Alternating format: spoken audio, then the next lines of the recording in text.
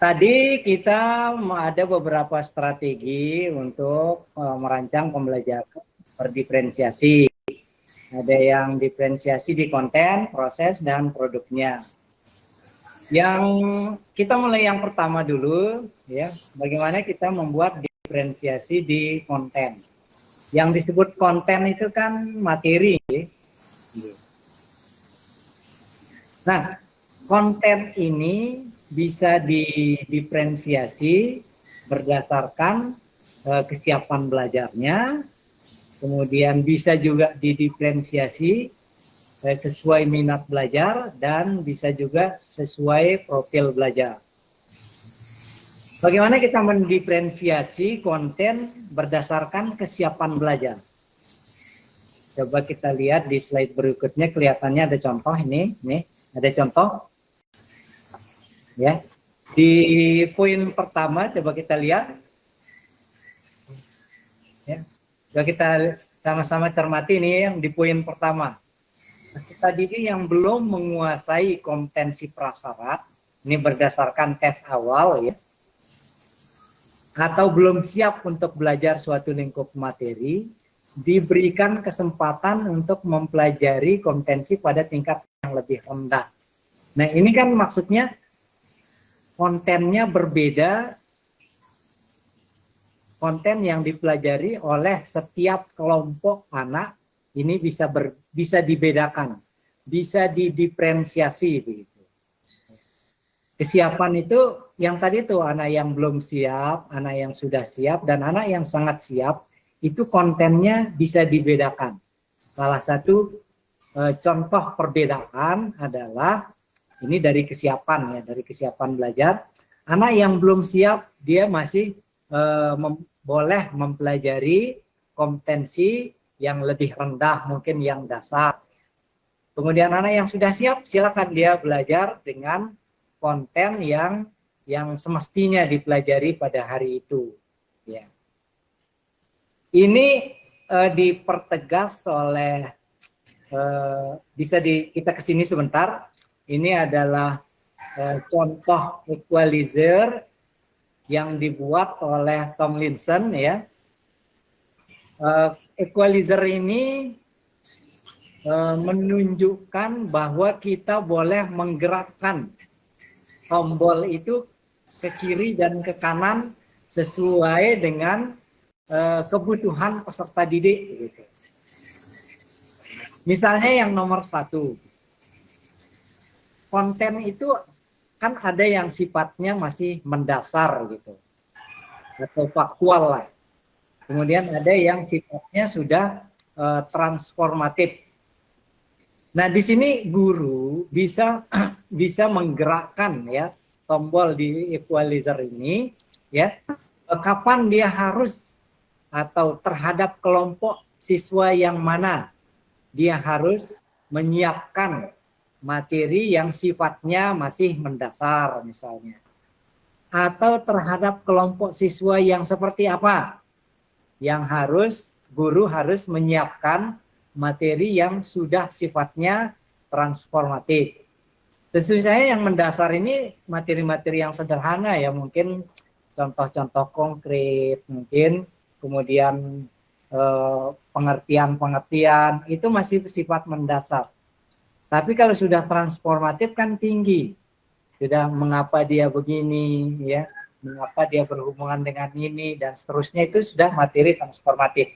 Nah, guru bisa menyiapkan materi itu untuk kelompok-kelompok peserta didik sesuai dengan kesiapan belajarnya.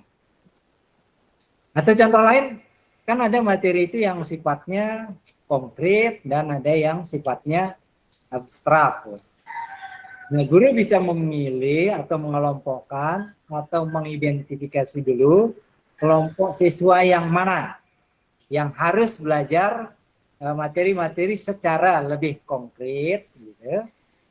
Dan kapan atau kelompok mana yang harus belajar dengan materi-materi yang lebih abstrak, dan seterusnya.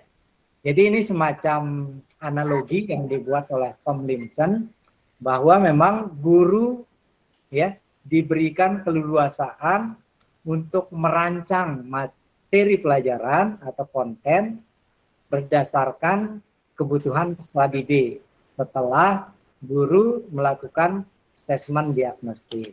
Kira-kira itu ya menurut Tomlinson bagaimana kita merancang suatu konten atau materi pelajaran tertentu yang dibedakan yang membedakan ya kebutuhan peserta didik itu. Itu contoh konten yang disusun oleh guru berdasarkan kesiapan. Nah, konten juga bisa disesuaikan dengan minat, ya. Kan tadi saya sudah awali bahwa anak-anak itu punya kecenderungan minat, ya. Ada yang cenderung minat di mata pelajaran A, B, dan seterusnya. Ya. Nanti akan ada contoh saya tunjukkan, ya. Tapi gambarannya sedikit. Misalnya siswa kita sedang belajar apa ya di bahasa Indonesia, misalnya sedang belajar teks, ya, teks deskripsi misalnya.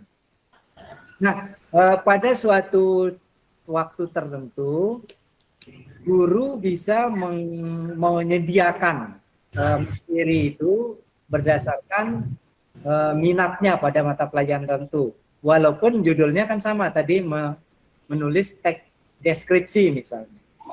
Nanti anak yang minatnya di olahraga, maka dia boleh membuat teks deskripsi itu berkaitan dengan mata pelajaran atau berkaitan dengan aspek-aspek olahraga misalnya.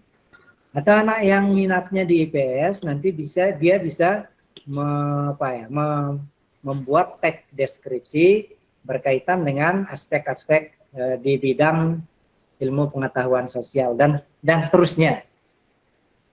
Jadi kontennya berbeda berdasarkan minat. Selanjutnya konten juga bisa dibedakan berdasarkan profil belajar. Tadi profil belajar itu kan ada yang audio, ada yang visual, dan ada yang kinestetik.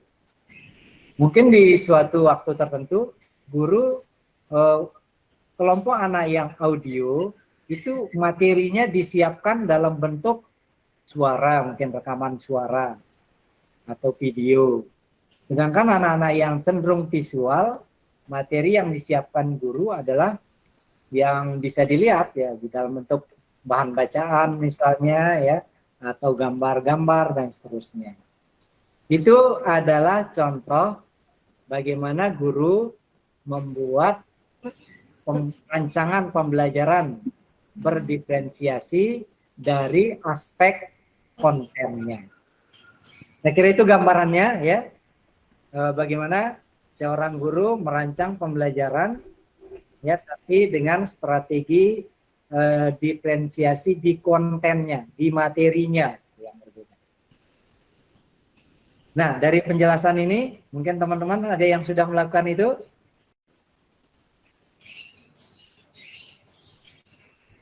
Silakan. Sebenarnya banyak sih yang sudah ini.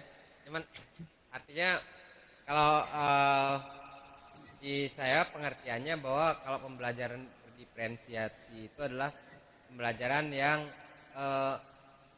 berpusat pada murid, kan begitu. Artinya segala keputusan instruksi guru itu harus sesuai dengan kebutuhan murid, kan gitu ya.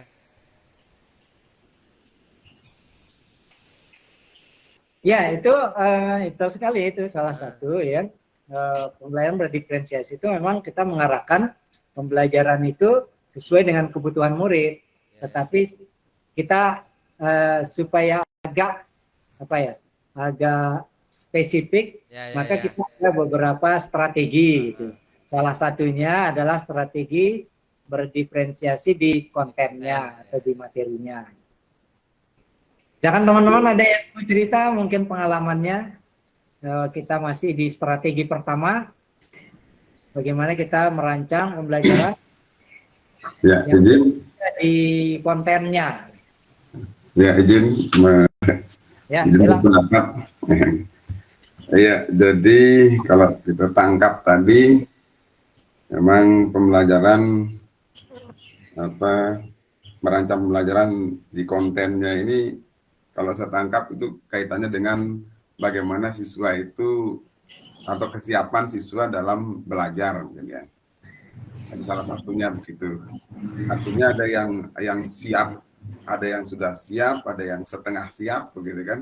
Ya. Nah, ini kalau di pelajaran IPA, ya, memang ini jujur masalah ini yang sering masih dalam pemikiran jalan keluarnya lah di dalam pembelajaran. Tetapi yang kami lakukan, kita ambil contoh, kalau sudah pelajaran itu berhitung, ya, di situ ada rumus, misalkan di pelajaran IPA yang sekarang ada kalor, Q sama dengan M kali C kali delta T, begitu. Anak-anak itu sudah paham apa yang kita berikan itu dia paham. Dia menghitungnya juga jalan keluarnya, tahu dia yang akan dikerjakan. Tetapi ketika masuk dalam perhitungannya, masih banyak anak-anak yang belum siap ke arah itu. Artinya ada yang tidak menguasai perkalian, ada yang hanya menguasai sedikit, ada yang sudah paham betul. Nah, yang sudah menguasai betul ini hanya beberapa orang, ya. Nah, jadi di dalam pelaksanaannya seringkali ya mungkin kami salah, ya, kami salah, yang pribadi salah mungkin dalam memberikan pembelajaran atau membimbing mereka, karena kadang-kadang kita itu lebih banyak mereka yang belum siap. Jadi kita kembali lagi bagaimana memberikan supaya mereka itu bisa mengalihkan dan membagi, karena tanpa itu pembelajaran anda akan sampai lah begitu.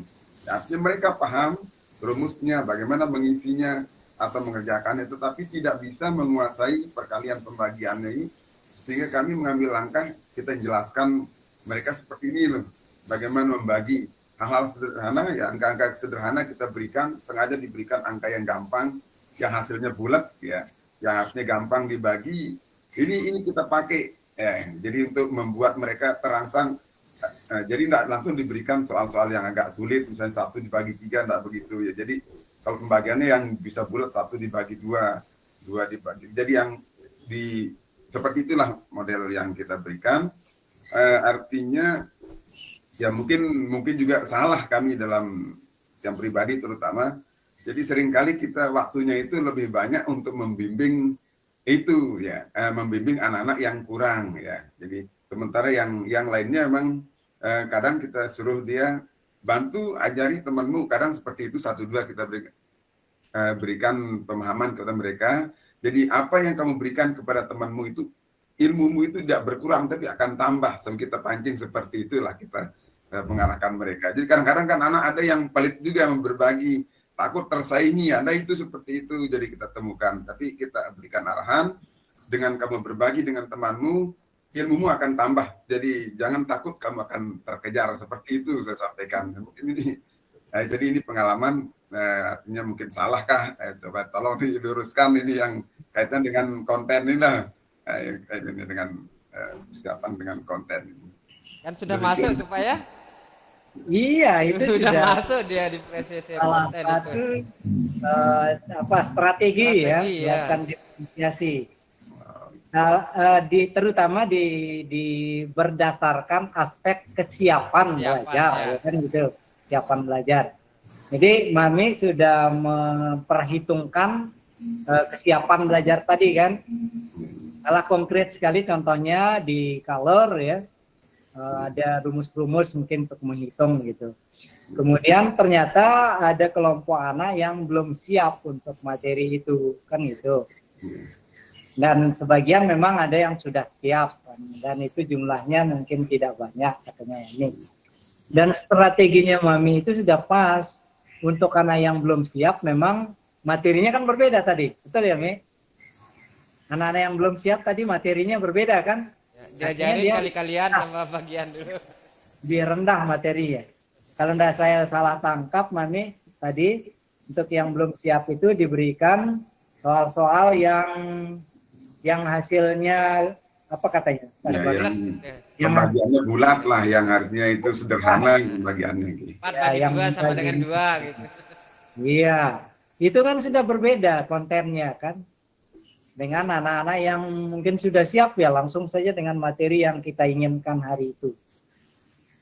Ya ini merupakan salah satu model pembelajaran berdiferensiasi dengan menggunakan strategi diferensiasi di kontennya, tapi berdasarkan kesiapan belajar. Kan nanti tinggal menambah strateginya lagi. Mungkin berdasarkan minat nanti di materi lainnya gitu. Mungkin berdasarkan profil belajar lagi di materi berikutnya gitu. Jadi kita sedikit-sedikit lah.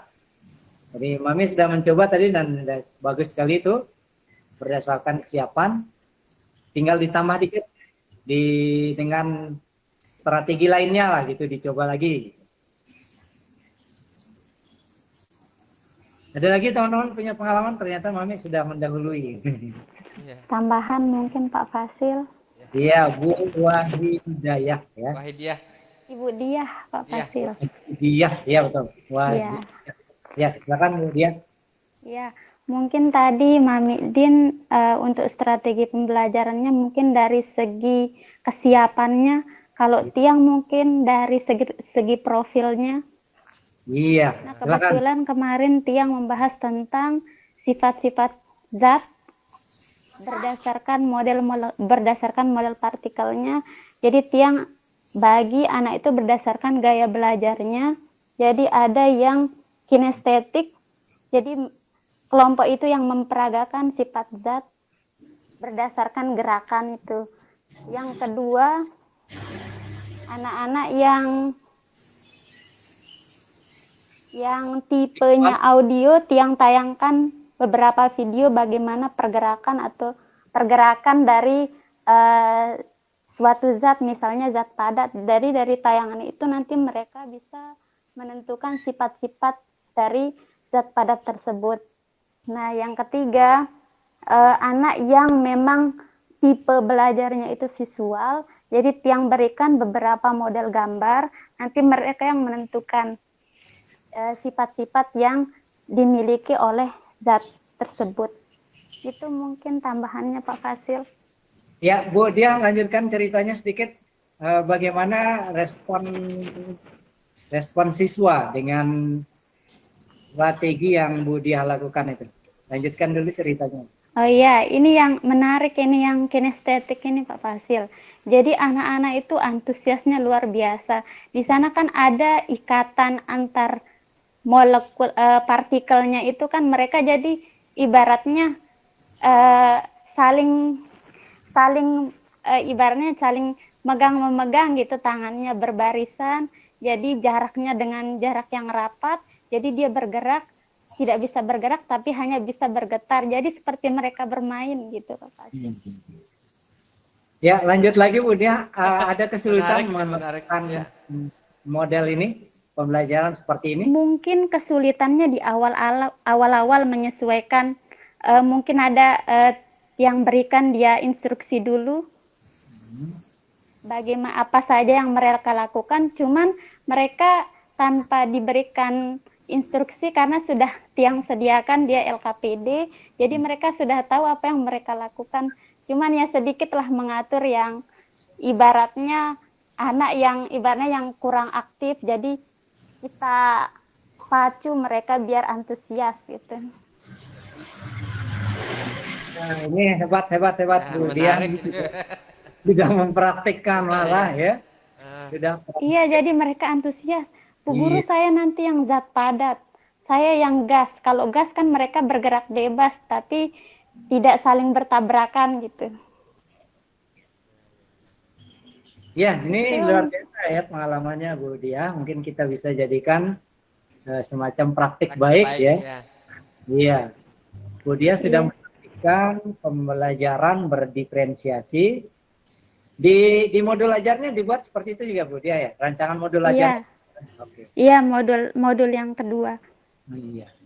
Ya, jadi dari modul ajar kemudian sudah dilaksanakan oleh Bu Diah pembelajaran berdiferensiasi ya. Eh, Iya. ternyata Bu Dia tidak menemukan kesulitan ya. Kesulitannya itu pada saat kita merancangnya mungkin sedikit ya. Iya, mungkin merancangnya dan Iya. paling di awal-awal, Pak. Koordinasi anak dulu biasa itu kan. Iya, Sudah Koordinasi anak. sudah biasa itu di awal-awal. iya.